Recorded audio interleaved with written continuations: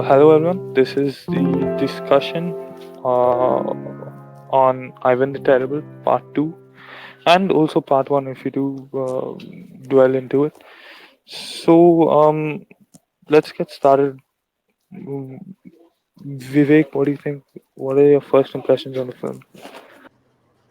I'll speak for both films, and I really enjoyed both of the film. Both the films they're entertaining, but they're also very engrossing in other ways.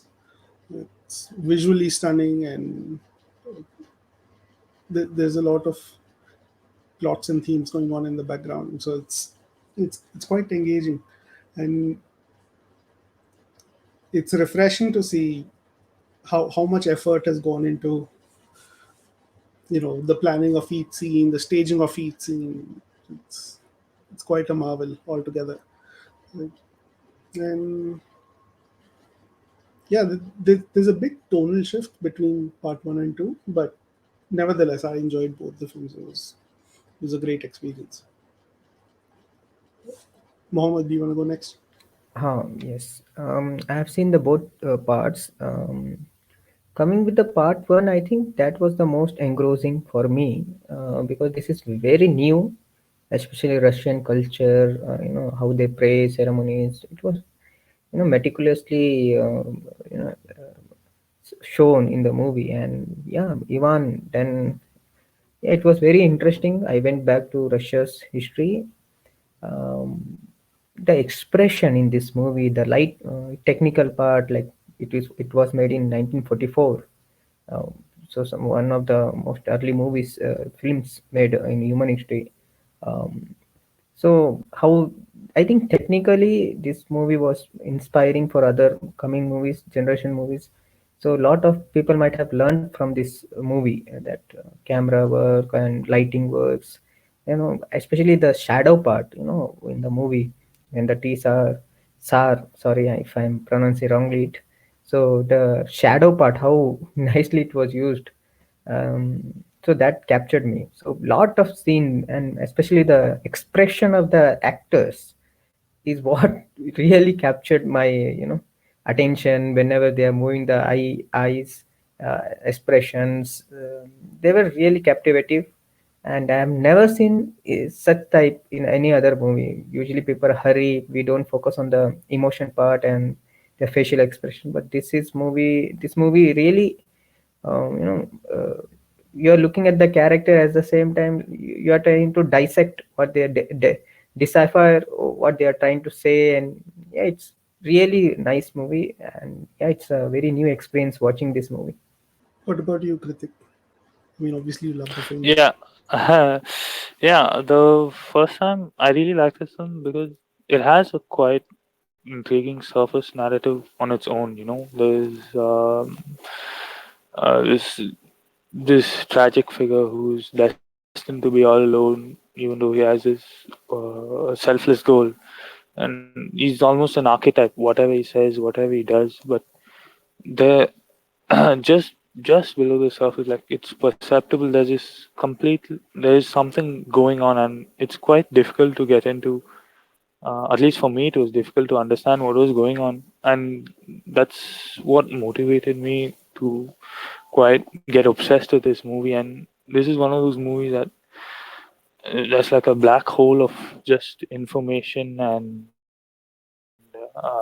analysis and whatever you could do. And it's endlessly fascinating, this movie, to me. And yeah, both part one and part two. And part two, I had no idea that it was going to be.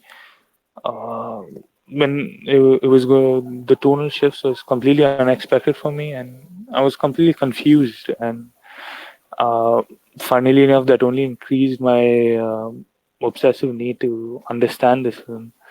And yeah, I think that's enough for my first impressions. So we'll move ahead with talk about Sergei Eisenstein and his theory of montage. I mean, he had a theory where he believed in the juxtaposition of images through the edit would create ideas in a viewer. And It is most famously done in Battleship Potemkin, which is a silent film, and it is definitely present in this film. Do you guys think? How do you guys think he achieved this here? Anything you noticed through the editing? I didn't write any points about editing as such, but Eisenstein being a famous film theorist, and I'm much more fond of his writings as a theorist than his films. But I think it's quite obvious when you watch this film that you're in the hands of a master, and very few films give you that effect. That every decision that you're seeing has been well thought of and well planned, and it has more meaning than you might just get on first perception. But for editing specifically, I love to go back to the film, and because I saw the first film last week, right? So yeah, I can't recollect actually. But Krithik, I have a question for you. So you said this film is endlessly fascinating, and it, it has a lot of information that is waiting to be unpacked. Now, in the process of making the booklet, you did a good amount of research, and I think you've been working on it for a couple of weeks, right? What are some things you found uh, that you were not expecting, or that you were surprised to learn? I put this in the notebook too, but something that really surprised me was the absolute amount of uh, the pile of research that Eisenstein went through when in order to just write this film. And it's obviously, every artist has his own way of making, but Eisenstein is something else. He read volumes and volumes of history and psychoanalysis, but that's a bit more on the behind the scenes type of thing. One thing that another point that really fascinated me was the idea of motifs in this film and how it was repeated and altered at different points in the narrative. There are, narrative motifs, thematic motifs. There are obviously visual motifs, images that return again and again, that we return to again and again. And this, I think this idea of repetitions and parallels and contrasts, or even to say juxtapositions, is like kind of what do you say? It reminds me, and obviously Eisenstein had intended it to remind us of his montage theory, where he could create these complex series of ideas in a person just through juxtaposition. And in this film, I think truly in Ivan the Terrible, it went beyond just editing. He was juxtaposing the what an actor is doing in the foreground, and there's huge paintings in the background, and he's juxtaposing what one character did before and what one character did later. And it's again, uh, you could talk about it endlessly, but it's still fascinating to watch it work.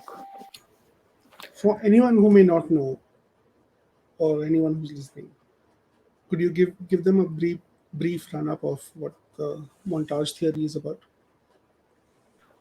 Yeah, I believe I did it in one sentence. If I have to say, like, Hmm. by using editing Mm-hmm. to create a juxtaposition of images, Mm-hmm. it'll create an just by the juxtaposition, it'll create an idea in the viewer. Um, I think most easily we can use the Kuleshov effect. Like, you show something first, something second. It creates an idea just by us associating the first image with the second image. And obviously, it can go more complex than that. And that's the montage theory in brief. I'm trying to remember the example of the Kuleshov effect. It's I something to believe do it's with a a. man smiling. He looks at a baby. Mhm. First, you see him blank faced, then you see a baby, and then him smiling. Hmm. So he's happy because he sees a baby. And I Right. think That's the the next implication. image, Yeah. yeah, that's the interpretation of the viewer. Hmm. And So if I have to put this montage thing, that by showing images, you are trying to, you know, generate a meaning in the mind of a viewer. Is that so? Correct. by, yeah, different images coming one after another. Okay, no The edit, verbal cues. yeah, editing is like the big thing over here. Putting something before, after, like that. So, Mohammed, imagine you are a filmmaker. You you went to someone's home. You took a video of a person smiling. Okay. Then you come back to the studio. Then you shoot some more footage. One is of a cute baby. Another is of a person pretending to be dead. Now, in the edit room, you first take the smiling man, and then you put the baby. Then you put the smiling man again. When you watch it, you think that okay, this guy's smiling. Why is he smiling? There's a baby. Okay, it makes sense. He's happy to see the baby, so he's smiling. Going back to the original shot. But if you replace this baby with the person who's pretending to be dead, what happens? The meaning of the scene changes altogether, right? You're Oh, seeing a man right. smiling, and you Mhm. see a dead body. You see the man smiling again. Now, what is the effect of this scene? You might think this guy is twisted. He's not right in the head. Nobody should be smiling after seeing a dead person. Mm. So, So playing with the situation or changing the. yeah, poor actor. He's not done anything. Oh, He's, yeah. he's just giving you a performance of smiling, but in the edit room, you've created new meaning out of it. Mhm. So, that is the essence of montage theory. Oh, and who came up with this montage theory in filmmaking history? Any guess? Uh, this this particular example is from Kuleshov, Lev Kuleshov. Yeah, Kuleshov. yeah, But yeah, Eisenstein was the person who came up with montage theory, and he wrote, yeah.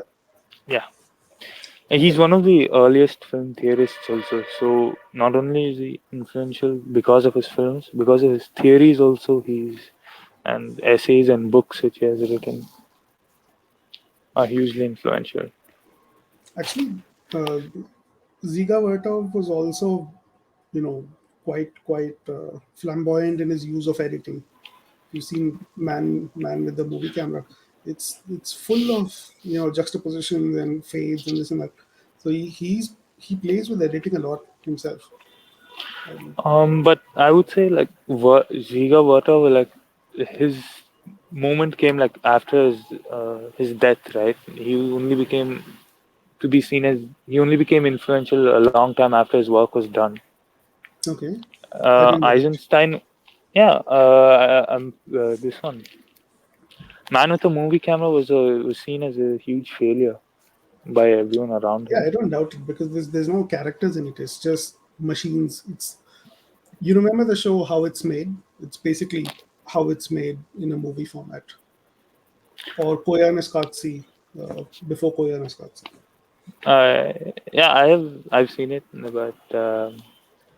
but yeah, Sergei Eisenstein was like pretty successful and in his projects from the start, and uh, there's a reason why Eisenstein got to make like what he says 7 8 features, and Ziga Vertov never made that many. And Battleship Potemkin is the most well-known Soviet Union silent Soviet Union film at the very least. Yeah, every film school in the world will teach you the Odessa sequence in the classroom. So Battleship Potemkin is, legendary from a very early stage for all filmmakers.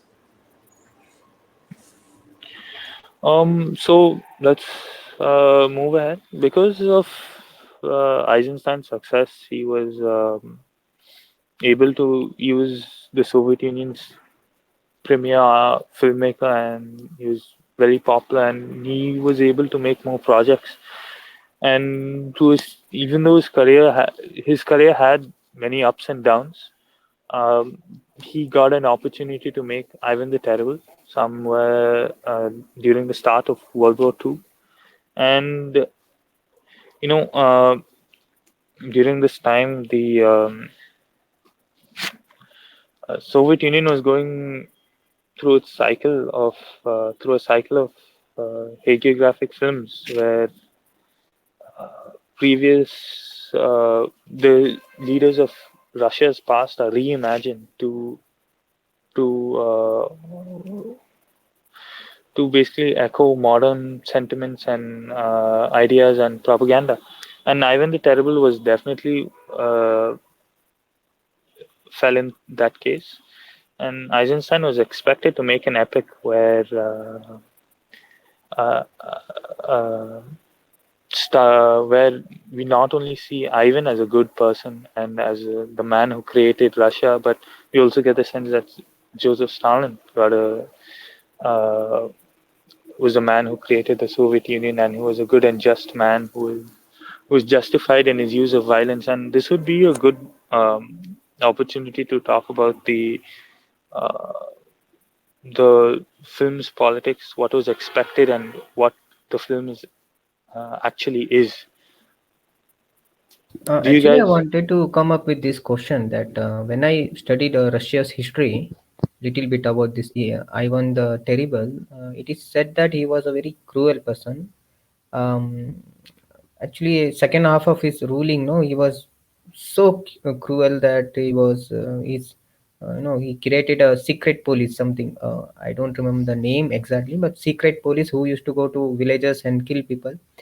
So my question was, such a director, why he's making a movie on person?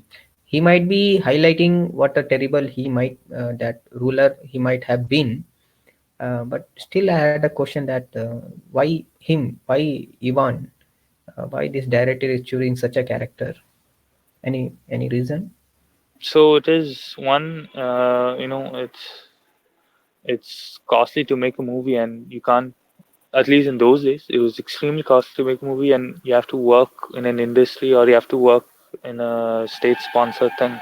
And of course, Soviet Union didn't have a film industry; they only had a state-sponsored film industry. And Joseph Stalin personally admired Ivan the Terrible. So, and Eisenstein was assigned to make the film. So, it could be debatable as to what choice he had in making the film. And this was one of the fascinating aspects of the film, that on one hand, the film is commissioned by a dictator about a dictator. So the film has to appeal to the client, which is in this case Stalin. So I was expecting a lot of whitewashing of history, that things are shown to be much more milder, and the historical events may be skewed to be seen in a certain way. So he does that, right? He plays the film in a way that will appease to the client, but at the same time, everything he wanted to say is done in silence. Yeah, same thing I felt. I was like sympathizing with this character, Ivan, in first part that, yeah, he's a very good person. Why? Then I questioned the title itself. Why terrible? Here Hmm. is a man who is fighting against these boyars, the aristocratic people, to unite Russia. He's doing something very good. Still, you are mentioning terrible.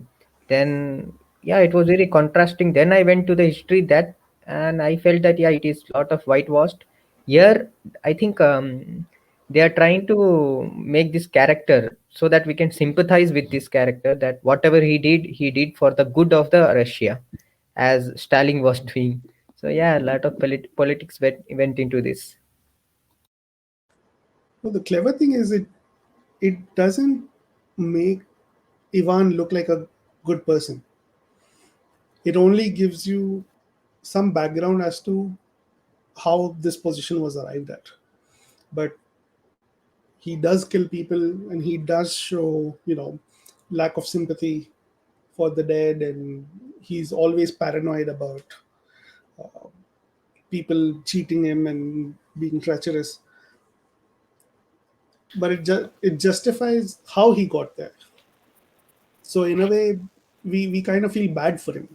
So it is way of blaming the society for him becoming a terrible.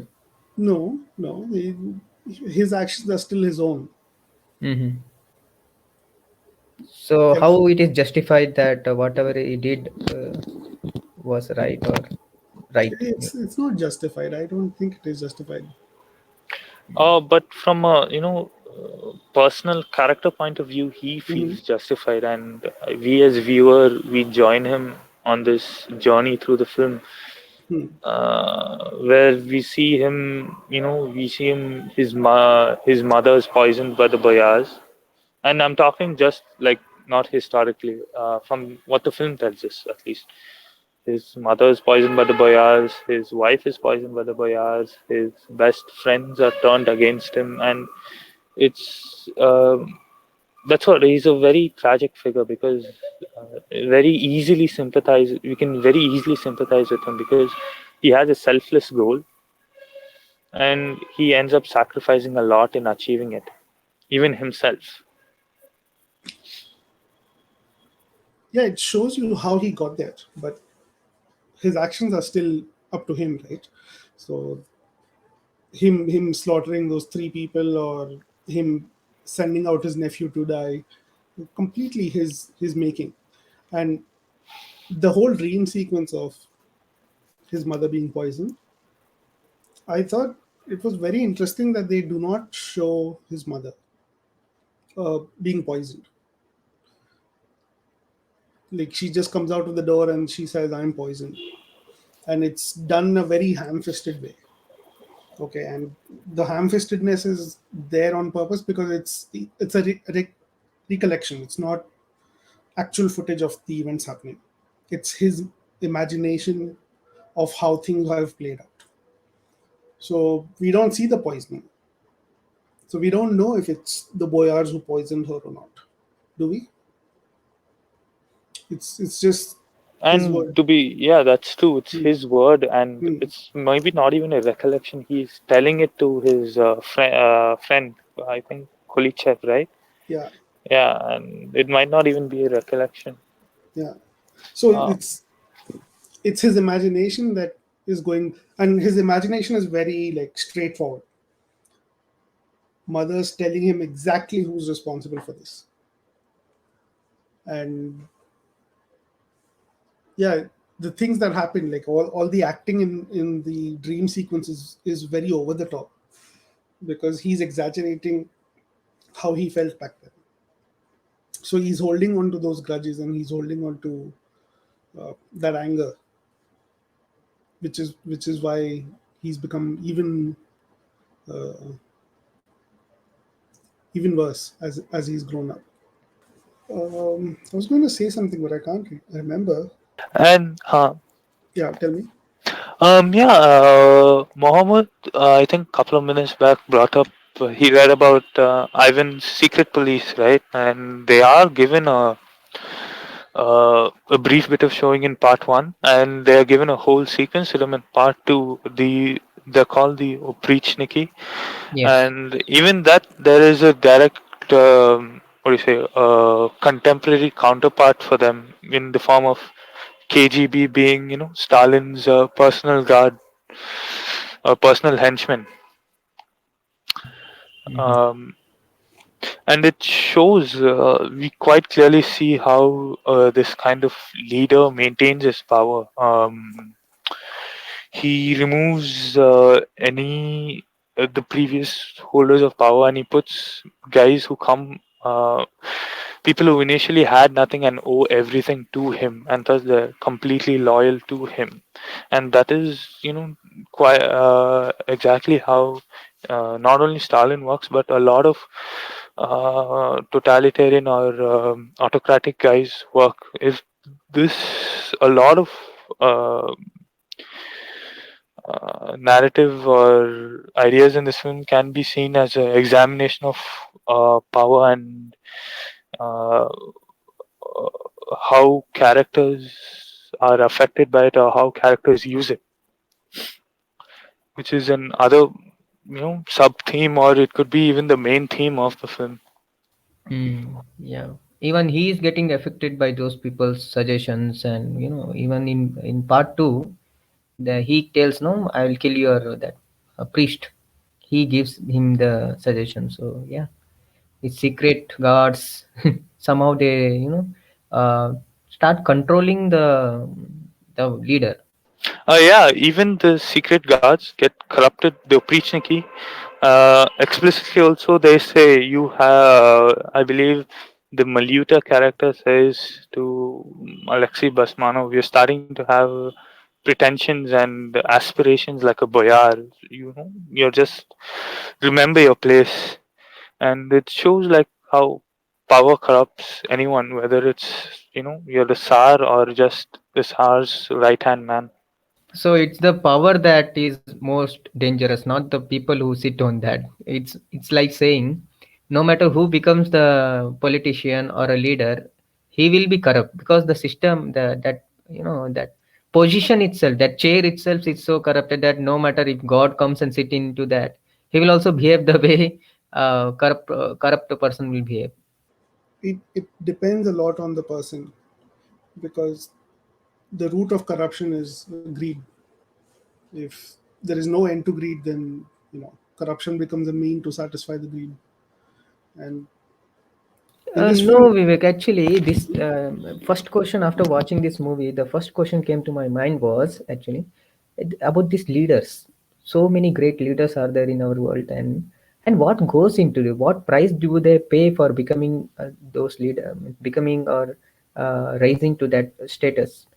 It's not a, because as a teacher I have seen negotiating with other teachers, negotiating or controlling even 20 boys or girls, 10 boys 10 girls in a classroom itself, so challenging. They have their opinions, I have to listen to everybody. And when I look at this great politician, anyway, I'm not considering him good or bad, any politician, I felt that I felt little bit sympathy for them, that yeah, these people have, means they have taken very large big challenge, negotiating, talking to people. It's terrible, it's terrible. You have to please everyone. And how they do that, I have no idea. Even our prime minister, let it be any leader, I felt like, yeah, man, it's not easy to sit here and criticize them. But when it's in their actual position, they have to do, they take very strong decision. No, those decision sometimes, corrupt, means it, destroy their image. Still, they take that risk of taking decision and moving forward. We have seen now during COVID times, these leaders take decision. They have to take a decision. A common man like me can't go and take decision because I'm not capable enough to stand those accusation or whatever, good or bad. I'm not capable of handling that. So overall, when I watched this movie, I felt like, yeah, Ivan, no matter whatever that mind might be, he took the courage to stand, handle these boyars, their treacherous plots, everything. Still, he wanted to unite Russia states. So I felt really about this leader. This thought came to my mind. What do you guys think? I definitely agree with you, Mohammed. But to me, at the very least, I make a very clear distinction, important distinction, that Ivan the Terrible, who I uh, sympathize with, is the film version, not the real version. Because reading about the real guy he's something else. The film version is uh, he's he's portrayed in a very good light, and he has a is the whole film is kind of gives me that effect. It's quite contradictory. It's the whole film. It's he's kind of he is terrible, but he's also really attractive at the same time. So Mohammed was talking about the responsibility on leader, and this would also be a good segue into the paranoia of Ivan the Terrible and how it is portrayed in the film. And again, if anyone has anything to add, we can also talk about the Joseph Stalin's own well documented paranoia and all the horrible things that happen because of it. Because we see Ivan the Terrible, I mean, Ivan doubt everyone around him. In fact, his coronation scene, it's at his coronation itself, he denounces the boyars and calls them separationists. But I believe I'm digressing. But he used the Oprichniki and the members to quell his fears, and he also had a kind of like we see clearly with his what do you say, a small argument with Basmanov in Alexei Basmanov in part two. He is also paranoid about them also, and he struggles to control them, the Oprichniki themselves. And yeah, do you guys have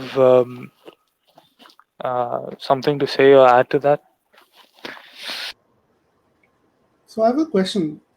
We know Ivan the Terrible is obsessed with the boyars, right? That not only are they out to get him, uh, they're also behind all everything that is wrong in his life, Yeah, he's and also out to get them. he's also out to get them. But we also know that from his boyhood days till he was an adult, the country was handled by the boyars, and we also know that when Ivan reached adulthood and he was eligible to take over the throne, the handover was done in a peaceful manner, right? Am I wrong somewhere? Um, Yes, yes. I don't know peaceful I manner, but they did give him the right, made him the Tsar. Um, there I am not exactly sure about that, but Hmm. he was until he was when he was a minor. It was handled by his. I don't know the. I don't remember the technical term for that, but yeah, I just want to make it clear that the boyars are a political class. Like they're basically the lords, Hmm. feudal lords of Russia in that time. Hmm. And from the film, at least, I would take a grain of salt whenever he tries to criticize the boyars of anything, because you have to remember this is a film from the Soviet Union. Hmm. So they are trying to form a kind of a class, what do you say, is a communist or a socialist reading of the what of of Ivan's life himself. Hmm. Ivan, in fact, did abolish the boyar class. The feudal lords. Um, but he did it out of self-interest, because the boyars were opposed to a central leader, not for any claims of for the people or anything else. But yeah, I believe you're asking something, Vivek. Yeah, I was trying to find out whether we are shown that the boyars are this evil scheming people because of Ivan's paranoia, or do they actually have a history of oppression against the Russian Empire? From the movie, I came to know that they were against the central leader. That is all. But when I went to the actual history, it says that they weren't wanted to have a central leader. That is also true. But later on, these boyars themselves made Tsar to come and rule, uh, because of some other foreigners were approaching this Russia. So for that, these boyars again they brought Ivan and telling him that you rule. And After then only he became terrible. What actual history says, once the boyars requested the Ivan to come and rule, become the Tsar, so that they will have a leader and these foreigners will be away, kept away. Then after then he got a chance, and from then on he became terrible by killing this boyars family, opposing their activity, and killing, especially by every day. It is said that he used to kill 20 people every day in some place, by this using the secret polices. So ultimately I don't know for personal reason what he did, or yeah, it's because it is said that they killed his wife.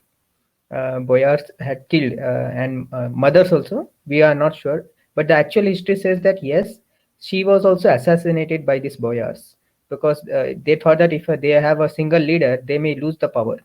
All the power will be in the hands of Tsar. So the boyars were very afraid of this thing. So they killed Ivan's mother, later wife. So he had this anger. So he wanted to revenge them, and yeah, later on he did terrible things to just avenge what he has lost. Okay, so it lines up with history. I was just wondering whether we are seeing an exaggeration of his paranoia, or is the reality in line with what he thinks. But yeah, thanks for clarifying that. So it was brought up in the start, but I don't think we explored this tangent. So this film is obviously supposed to be glorifying Ivan, and is supposed to fall in love with his idea of unifying Russia and crushing the opposition, and taking protecting us from foreign invaders and whatnot. But also we do get a sense of that we do see that the film is criticizing Ivan in what he does. I'd like to start a discussion on that. What do you guys think about this subversive trait in Ivan the Terrible? That by far was the most entertaining aspect of the film, because on one hand you're reading the film for what it is, on or what it is showing to you. On the other hand, you're also reading the subtext and the underlinings that are hidden within the film. There's a lot of compositions that he uses. There's a lot of gestures that he uses, and like you said, there's a lot of visual clues that are hidden throughout the frame, which repeat the same message over and over, that the, uh, this too shall pass and your time will come, and things like that. So, Krithik, I want to ask you, the sun and the moon in the courtroom, right? Do we know if that is actually in the original palace, or is this something the production design team came up with? Not even the. I think there was some kind of mural over there, some kind of Hmm. artwork or a fresco. Hmm. But this specific yeah, angel we see is drawn by Eisenstein himself. All the Hmm. sketches that we see in the book, right, in the Hmm. booklet. I don't know if I made it clear. Hmm. All the sketches are by Eisenstein himself, and he's an excellent what do you say illustrator too. I mean, his films are what's the term for when you draw the each scene? Fuck. Storyboard. Yeah, his films are storyboarded like insane. See,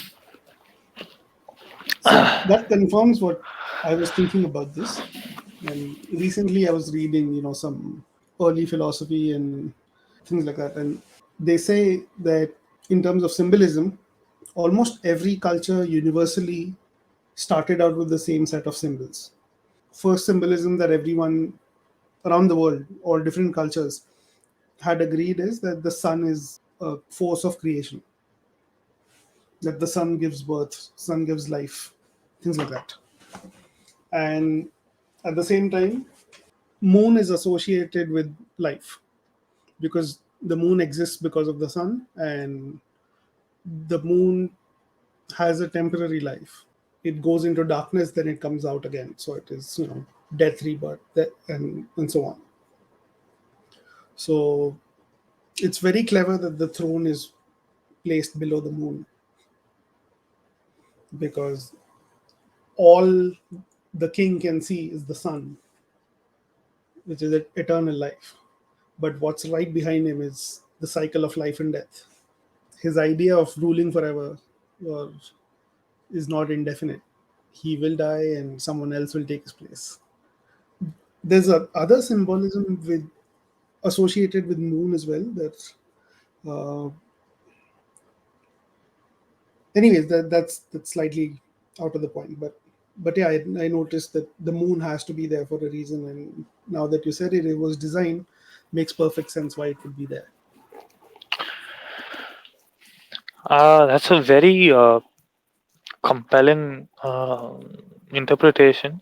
But why do you think that I had I to be honest, I kind of gave up on trying to interpret it because it was really abstract and vague, and I couldn't at all figure out why they were connected with this angel in between, and why the head of the angel is the sun, and why his feet are on the moon.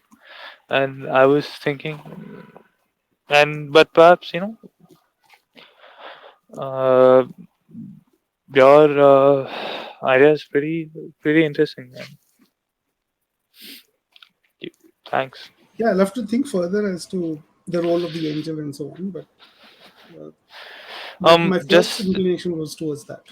Yeah, another thing. I believe it was called Archangel Michael. So I think that's a biblical thing. Might help in uh, if you want to dig further. I'm very And rusty he's with called the biblical angel of. references. But I yeah, mean, yeah, just I mean, you see this, and it's called the angel of destruction, and that kind of thing of biblical destruction is repeated in the frescoes throughout the film. oh, I think, huh? I know Christianity definitely subscribed to this moon model, because the whole idea of the death of Christ and Christ coming back to life, it takes 3 days for him to come back, right? In the Bible, and 3 days is the time where you have no moon, Uh, so it's I pitch and thought black. no moon is only one day, right? I'm sorry. So there is 3 days of blackness before you see the moon come back. New moon is a phase, but that entire phase with no Sorry, moon lasts for 3 days. It's my bad, my bad. that's how it is. I mean, that's what they say, that the story of Jesus Christ was written with that in mind. That after 3 days, it's a new birth. But I don't have anything to add to that. Shall I go on to another thing? Sure. Yeah. A lot of the frescoes in the background are depict biblical stories, and they themselves are inspired from paintings and frescoes from other churches and royal houses themselves. And yeah, that kind of ties into what Eisenstein was newly experimenting in this film, trying to create a juxtaposition between what's going on in the foreground and background. I believe he called this image montage, but I don't think this is especially a new idea, creating a juxtaposition within a single image in of itself. But it still leads to creative results in this film. One thing I really enjoyed about the film is that there's a silent film hidden in this film. He holds on to a lot of silent film traditions, and Yeah, definitely. I really love that aspect of it. yeah, yeah. And Mohammed brought up the use of shadows, right? back then, hiding shadows was the real talent of lighting artists, and here he is. He's using shadows as a narrative tool, and he does it very convincingly.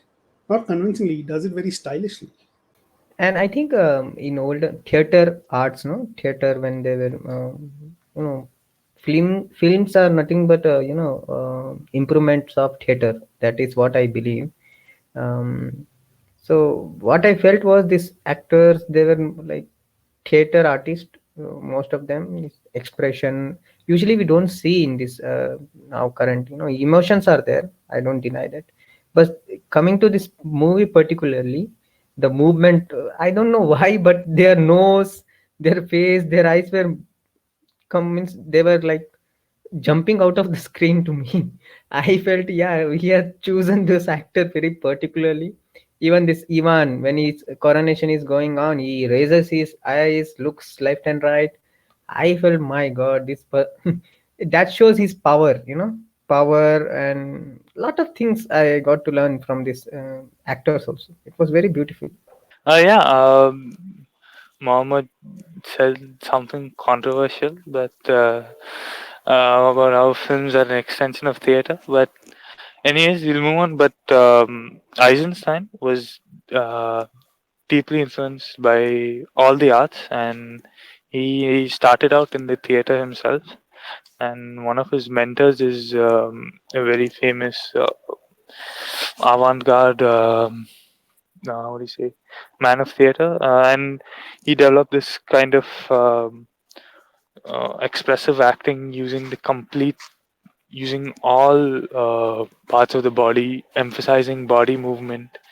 And I believe the man is called, I don't remember his first name, but he's called Meyerhold. And this is the first only film of Eisenstein where we see this like explicitly, this style of acting. And yeah, this is probably the only film with this kind of acting, because it's absolutely unique in how it does it. Goes beyond even typecasting, and even Ivan's beard in of itself is is such a curious Yes, choice, yes. and it's constantly emphasized in scene after scene after scene. So, Mohammed, film is an evolution from theater, but it is not a parallel to theater. Let me see if I can explain it. So, theater, yes, you use staging, you use lighting, you use music. That's all there. But what separates film from theater is, and early films were basically that, right? They were a static camera photographing the stage. That's what the early films are. But as film grew as an art form, editing became a key contribution towards film. That now you can shoot out of sequence, and you can stretch time in a way to emphasize the moment, things you cannot do in a theater. And then use of camera, use of color, use of sound, all these things. A good filmmaker should tell the story in a way that would not be possible in any other format, not on radio, not in a novel, not on stage. It should use filmmaking language to its full extent to make it a film experience. And that is applicable to acting as well. And this is one complaint that a lot of people have about Indian films, that the acting is not natural. And in Indian films, it's my belief that acting in Indian films has not grown past theatrical traditions. They still rely on theatrical techniques for film acting. I'm not saying all, but in a general sense, yes.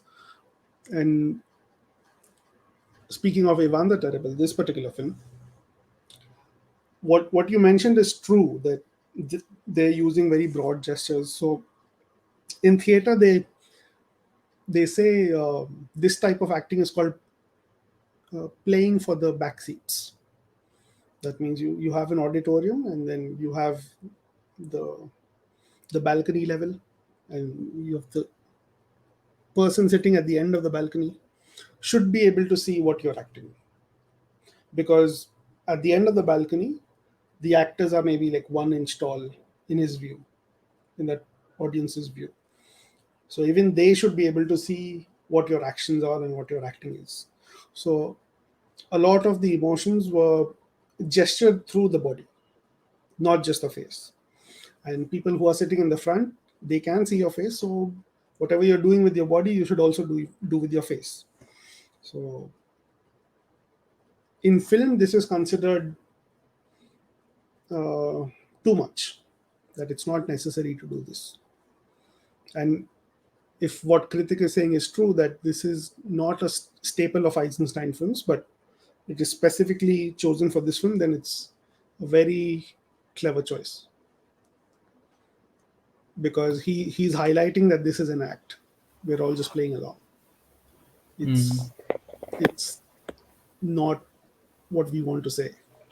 I'd like to bring up one thing. I mean, Eisenstein had to fight to keep this style of Style of acting it. and theatricality in the film. Yeah. Uh, his higher ups and even the Minister of Culture and Stalin, everyone disliked these. Why is there so many shadows? Why are you emphasizing his beard? Why are you doing this? Why are you doing that? And he definitely he fought for to maintain this style which he brought on the film, and there is so it was obviously quite important to him. And as to the message, I guess we just have to interpret it. Hey, he's admitting this is not the truth. We're lying to you. I mean, that's your that's a That's my interpretation. take from it. Yes. Yeah, Yeah. but, but yeah, this is even this. I would say, from what little I know about theater, this is not even like theater acting. Uh, this is this is like super expressive acting. What a hell it must have been to do this, right? With so many supervisors judging every move, and he still manages to put in so much criticism and personal signature over all this. It's, it's quite amazing. What he The final result It's is still unbelievable. it gave me a whole new level of appreciation for this. I mean, actually, they were filming this during World War II, and they had to be evacuated. The film studio, entire film studio, had to be evacuated, and they didn't have electricity during the day because all of it was going to the industries, manufacturing industry, so they can only shoot at night, and it was too cold at night. And in fact, we can see the fog from the actor's breath once in a while, and that's because they didn't have electricity for the heaters, and they could only power the light. And yeah, it's and not only that, that he he fought. Uh, he could have just made a simple uh, film that praised Ivan and somehow praised Stalin also, but the fact that he went through such a length to make sure his to not sacrifice his vision is it's truly inspiring. I have a question, Krithik. As you are mentioning, he had a very hard time coming up. My question is, terrible times brings the best out of us. Is it true? Because nowadays I am seeing a lot of articles that directors, actors have so many, everything is at available. Still, they are not able to produce a best movie. Whereas these people who didn't have any source, means they struggle to have, still they came up with extraordinary movies. uh, do you think that's the reason, means terrible times brings the best out of us? It's debatable. Perhaps a better there's a quote: "Desperate times bring out the best in us." Or I almost quoted the thing from Mission Impossible, but but I don't think you should go search out Yeah. for. I don't think you should search for that kind of misery, but Mm-hmm. There's something about being forced in uh, being put in a box and trying to push your creativity outside the box, and whether that box be some kind of financial, or whether it be from your higher ups, whether it is within your producers, or or even if it's just day to day troubles. Mm-hmm. Sometimes great results do come out of that, out of those Mm. constraints. Mm. Actually, Mission Impossible is a good example to make this point, that the best filmmakers put limits on themselves to come up with something interesting. Because as a creative, the most difficult thing, or the scariest thing that you'll ever face, is a blank page, because the possibilities are endless. Where do you start, where do you end? So the best filmmakers, the best writers, they put certain limits on themselves, that this is what we will and will not do in this, the world of this story. And Mission Impossible is a good example. The first one is a spy thriller, right? The second one is an action movie. The third one is, complete change in tone. And the fourth one is basically James Bond X James Bond, kind of a film.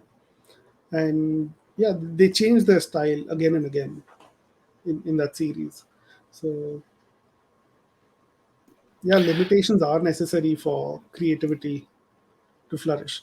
Not saying it has to be in the form of censorship, or it has to be in the form of budgetary limitations, but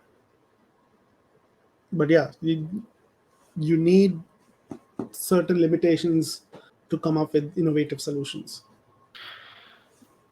Um, I'd like to correct myself. The name of Eisenstein's mentor was who came up with his experimental acting and theater styles.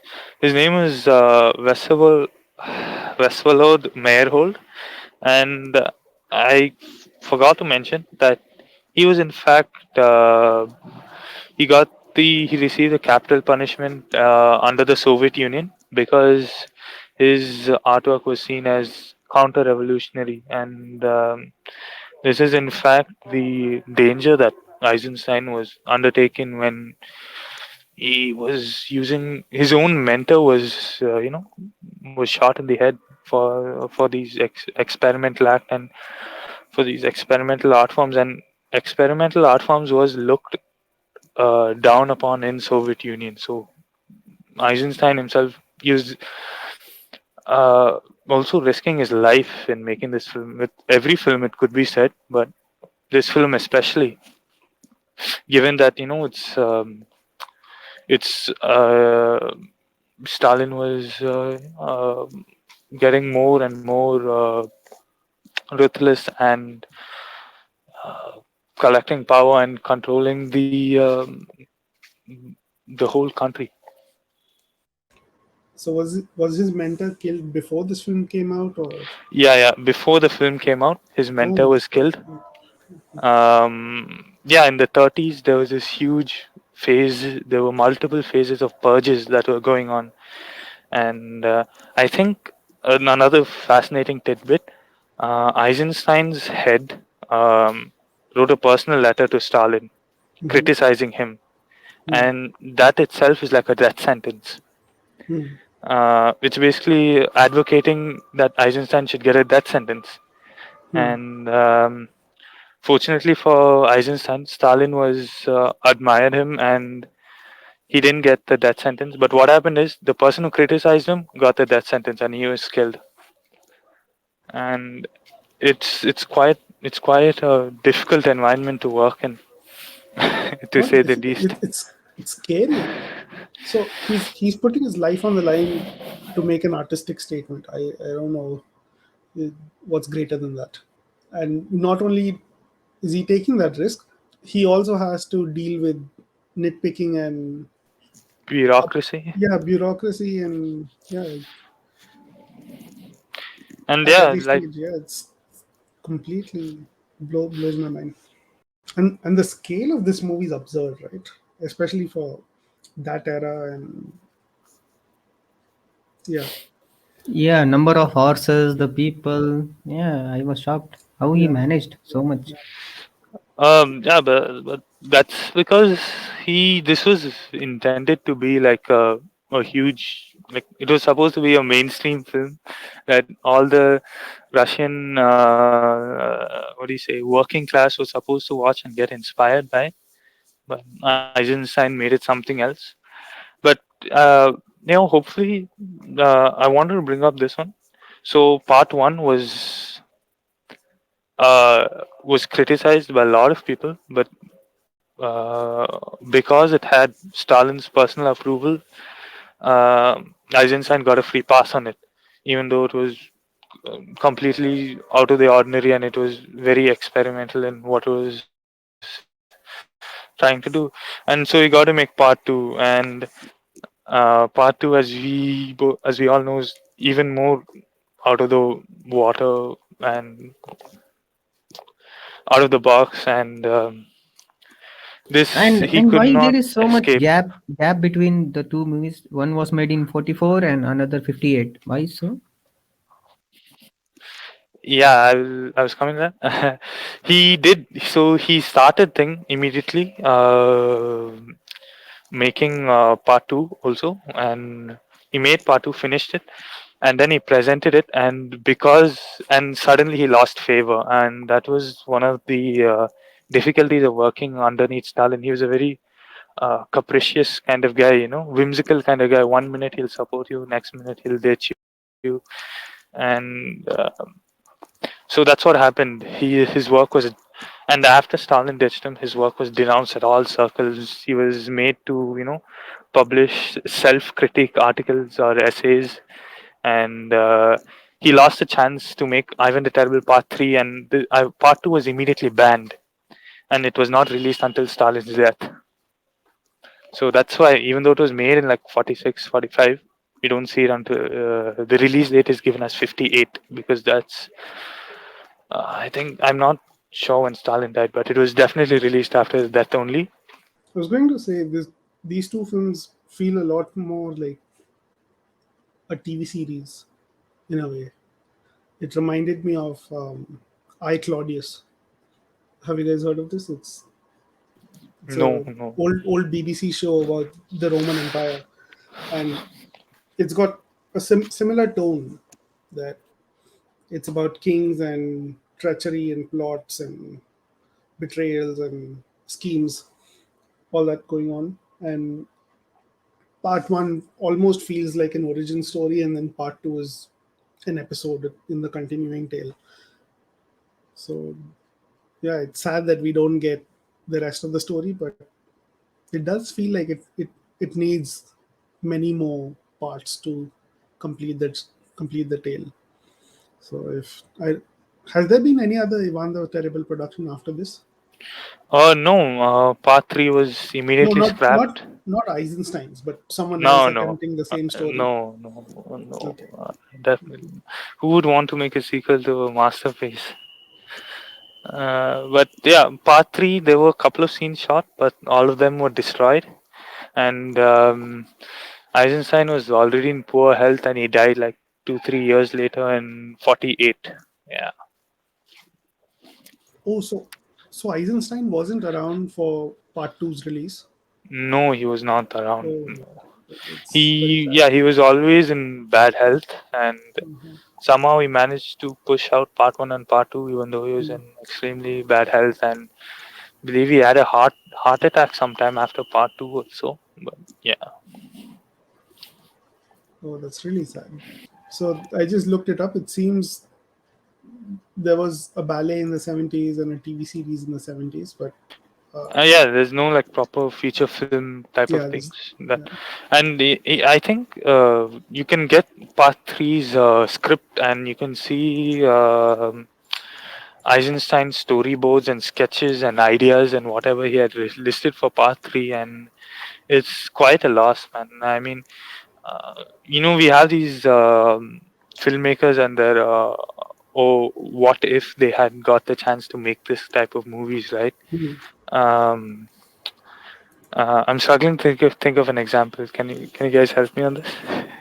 Mm, Stanley Kubrick wanted to make Napoleon, right? Napoleon, yeah, right. So that's their legendary. What if they had made this picture? Hmm. Eisenstein is, I think, the only filmmaker with like legendary two what if pictures. If he had managed to make Hmm. two what if masterpieces, and the other one I'm referring to is a film he made when he was in Mexico, Hmm. and that project was abandoned somewhere halfway because producers were unhappy, and Hmm. also Stalin threatened to. What do you say, revoke his citizenship so that he could never return to Soviet Union, and he was forced to return also. So yeah, Eisenstein. Part three. I mean, do you guys want? Shall I talk a little bit about part three also, Was it or? supposed to be a trilogy, or was it expected to be more than part three? So it was originally planned to be one film, but Okay. he got when it was first discussed, but it was planned to be a trilogy from the start, like when he started shooting it. Hmm. Okay. Yeah, you were saying something about part three. Yeah. So part three was. We get to see an older Ivan completely alone and only surrounded by Oprichnikis, and we see him uh, start his war against Livonia, and the film basically ends with him controlling where the sea responds to his movements, like he controls the waves, and uh, he's finally all alone on the beach, and that's supposed to be the last shot of the film. And I really wish I'd gotten to see that. Yeah, it's really sad to hear that he wasn't even around to see part two Uh, be I screened, and I don't remember where I read this, but I believe that a lot of if you basically join the film school Mhm. in Soviet Union, you can see all the banned films, right? Mhm. So I believe a lot of filmmakers in the Soviet Union got a chance to see it. A lot of film students, got to see part two, and Mhm. it definitely did have an influence there also. Mhm. Yeah, that's a funny thing, and I believe China also has something like that, where they let film students see censored films or films which are banned in order to learn. But In I, order to learn what is not supposed to be made. yeah, yeah. But yeah, guys, that's all I believe I have to add. Do you guys want to add anything more to keep the discussion going? You, Mohammed? Nothing from my end. Okay, then. So shall we end the discussion, Vivek? Yeah, please. Yeah. Yeah, if you've been listening, thank you for listening, and we'll see you next week.